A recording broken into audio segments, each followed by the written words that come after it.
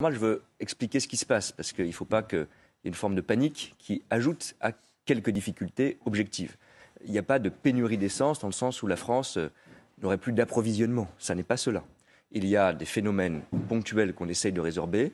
D'abord, le fait, en effet, que les ristournes qu'on met en place sur le carburant peuvent avoir, c'est notamment le cas de l'Hauts-de-France, des effets d'attraction. Puisqu'il y a des Belges qui viennent faire leur plein en France. Personnes qui traversent la frontière, qui bénéficient de ces carburants.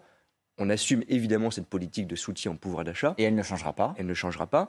Elle a quelques effets parce qu'elle protège fondamentalement le pouvoir d'achat des Français. On en a besoin dans cette période.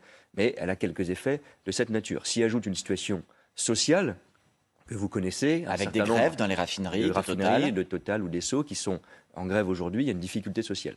Le gouvernement est en train... Qu'il faut régler. Parce que vous dites, la remise, on n'y touche pas. Mais si on ne touche pas à la remise et qu'on ne fait rien sur la grève, ça ne va pas se régler ce problème. Alors, il y a d'abord un certain nombre de mesures pour faire face à l'urgence.